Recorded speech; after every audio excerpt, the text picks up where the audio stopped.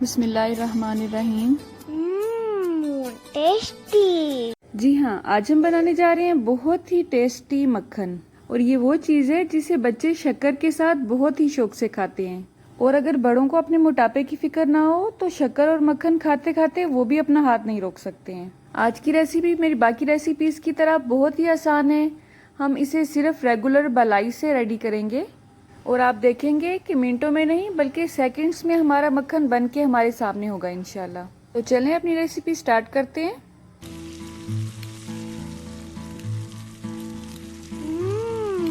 Tasty. तो आज की इस रेसिपी में हम घर की बालाई से ही मक्खन रेडी करेंगे।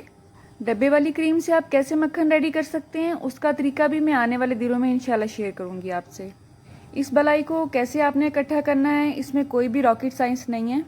आपके घर में जितना भी दूध आता है 2 किलो 3 किलो 5-6 किलो जितना भी, आप उसे बॉयल करके फ्रिज में ज़रूर रखते होंगे, राइट।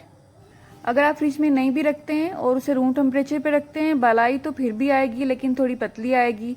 अगर आप उसे फ्रिज में रखेंगे दूध को तो बलाई थोड़ी सी थिक आती है। बस उसी बलाई को रोज़ एक बॉक्स में हम इकट्ठा करते जाएंगे। और ये बलाई वाला बॉक्स आपने फ्रीज़र में रखना है, फ्रिज में नहीं रखना है, नहीं तो ये बलाई जल्दी ख़राब हो जाएगी। अब जब भी आपका मक्खन बनाने का मूड हो आपने इसे डीफ्रॉस्ट करना है। और आजकल क्योंकि थोड़ी सी सर्दी शुरू हो रही है तो आपने इसमें थोड़ा सा गर्म पानी डालना है, ठीक है। आप देख सकते हैं आधा जग ये है बलाई का और उसमें मैंने 1/4 कप से भी कम नीम गर्म पानी ऐड किया है। अब मशीन को मैंने हाई स्पीड पे ऑन किया है। ये काम आप हाथ से भी कर सकते हैं, हाथ वाली मधानी या हैंड विस्क की मदद से आप मक्खन निकाल सकते हैं, इसमें कोई ऐसा इशू नहीं है। लेकिन जाहिर है उसके लिए थोड़ी सी एनर्जी की ज़रूरत है। इस तरह ये मशीन में बहुत आसानी से निकल आता है। अब चंद सेकंड के बाद ही मशीन की आवाज़ थोड़ी सी चेंज होगी और इसे चलने में थोड़ी सी मुश्किल होगी। बस इसी पॉइंट पे थोड़ा सा पानी इसमें हम और ऐड करेंगे।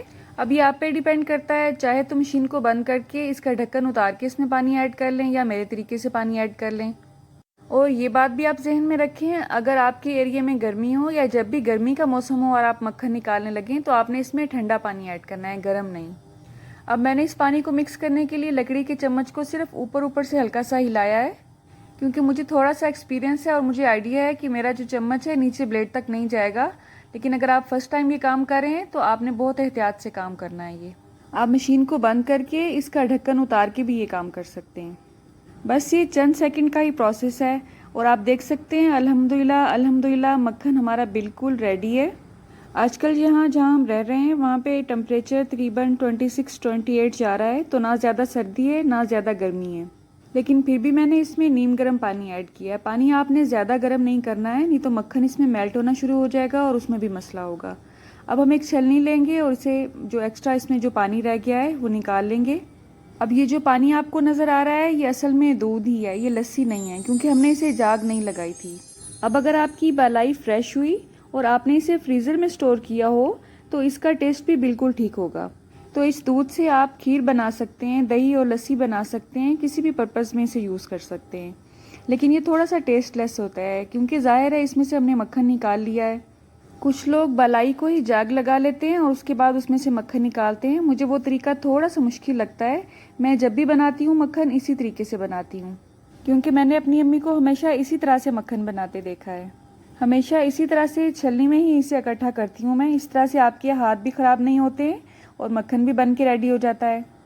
अब आप इसे जो भी शेप देना चाहें दे सकते हैं, चाहे तो इसका गोल सा पेड़ा बना लें या अगर इसे आप ब्लॉक्स की शक्ल में काटना चाहते हैं जैसा कि बाज़ार से मिलता है मक्खन, तो किसी भी चौरस बॉक्स में डाल के 1-2 घंटे के लिए फ्रिज में रख दें और बाद में अपनी पसंद के हिसाब से इसकी कटिंग कर लें। बस एक ही पॉइंट है इसमें, गर्मी में आपने ठंडा पानी ऐड करना है और सर्दी में गर्म पानी ऐड करना है।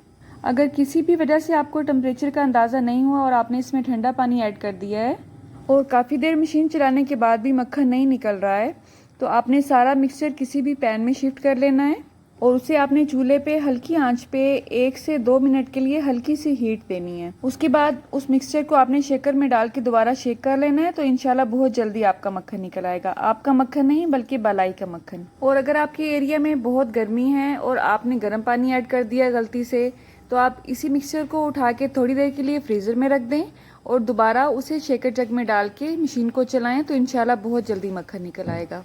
तो आपको सर्दी और गर्मी दोनों के सोल्यूशन मैंने बता दिए हैं। आप देख सकते हैं अल्हम्दुलिल्लाह बहुत ही अच्छा और सॉफ्ट मक्खन हमारा बन के रेडी हुआ है।